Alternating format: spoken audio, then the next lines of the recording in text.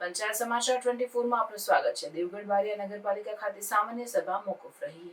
દેવગઢ બારિયા નગરપાલિકા ખાતે યોજાનારી સામાન્ય સભા મોકૂફ રાખવામાં આવી હોવાનું જાણવા મળ્યું છે। સામાન્ય સભા નગરપાલિકા માટે મહત્વપૂર્ણ ગણાય છે, જેમાં નગરના વિકાસ, બજેટ, નીતિ નિર્ણય અને સ્થાનિક સમસ્યાઓ અંગે ચર્ચા થાય છે।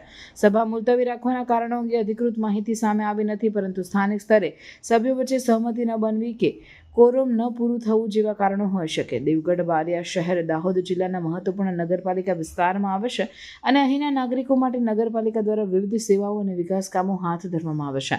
સામાન્ય સભા મુલતવી થતાં નગરના કેટલાક વિકાસ કામો અને નીતિ નિર્ણયો પર પણ અસર થઈ શકે છે।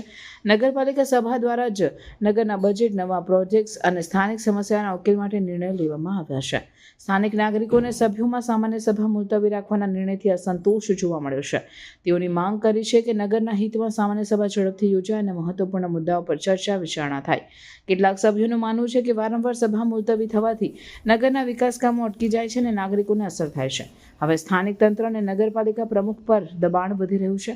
આગામી દિવસોમાં સામાન્ય સભા ફરીથી યોજી નગરના વિકાસ અને સેવાઓ માટે જરૂરી નિર્ણયો લેવામાં આવે। નગરના વિકાસ માટે સભા સમયસર યોજાય અને નાગરિકોની સમસ્યાઓનું નિરાકરણ થાય તેવા આશાવાદ સાથે લોકો રાહ જોઈ રહ્યા છે। સામાન્ય સભા બંધ રહી એવું નથી, સામાન્ય સભા તો ચાલી જ હતી, પણ સભ્યશ્રીની ગેરહાજરી રહી છે। હવે કયા કારણસર રહી છે તો મને હજુ હાલ ખબર નથી। સાંજ સુધી એમને પર્સનલ ફોન કરીને પૂછીશ કે ભાઈ, આમ તો ફોન કરવાનો કોઈ પ્રશ્ન રહેતો નથી, કારણ કે ગામના વિકાસ માટે એમનું કર્તવ્ય છે કે એમને આવવું જોઈએ, તો જ ગામનો વિકાસ થવાનો છે। એકલાથી મારાથી પ્રમુખ તરીકે પોસિબલ તો છે નહીં।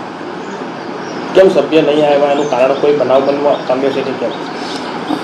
બનાવ તો કોઈ બન્યો નથી, પણ એવું કદાચ બની શકે કે કર્મચારીઓની તમામ જે લાગણીઓ, માંગણીઓ અને એમના આત્મસન્માનને જે ઠેસ પહોંચે છે, એમને જે દુઃખ થાય છે, એમને જે રીતના એમની જોડે વર્તન કરવામાં અમુક સભ્યો દ્વારા જે આવે છે, એમને લઈને આજે માત્ર ખાલી રજૂઆત કરવાની હતી અને એના માટે અહીંયા બધા કેમ્પસમાં ભેગા થયા હતા અને એમનો હક છે।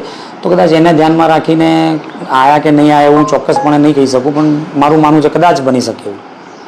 કર્મચારીઓ દ્વારા આજે હડતાલ પર ઉતર્યા હોય એવું કહેવામાં આવી રહ્યું હતું, એ બાબતે નહીં, બિલકુલ તદ્દન ખોટી વાત છે। કર્મચારીઓ બધા એકત્રિત થયા હતા? હા, કર્મચારી એકત્રિત થયા હતા એટલા માટે થયા હતા કે આવનાર સમયમાં બોડી આજે જ્યારે સામાન્ય સભા થવા જઈ રહી છે અને બધા જ એક સાથે હાજર રહેવાના છે, તો એમની સામે 1 by 1 શાખા પોતાનો રજૂઆત કરે કે અમે પણ માણસ છીએ, અમારું પણ માન સન્માન છે, અમારું પણ સમાજ છે, અમારી પાસે એ રીતનું વર્તન કરવામાં આવે કે જેથી અમને કામ કરવામાં આનંદ આવે, એ રીતનું વર્તન નહીં કે જેથી અમારું મોરલ ડાઉન થાય। વાલમેન દ્વારા એવું કહેવામાં આવ્યું હતું વહેલી સવારે પાણી નથી ચાલુ કર્યું, એના માટે પૂછવામાં આવતા વાલમેન એવું કહેવામાં આવ્યું હતું કે અમારા જે કર્મચારી છે તેમના દ્વારા વાલ બંધ રાખવાની સૂચના આપવામાં આવી હતી ને એના લીધે જે વાલમેને કીધું હતું કે પાણી ચાલુ કર્યું નથી, એ બાબતે શું કહેશો?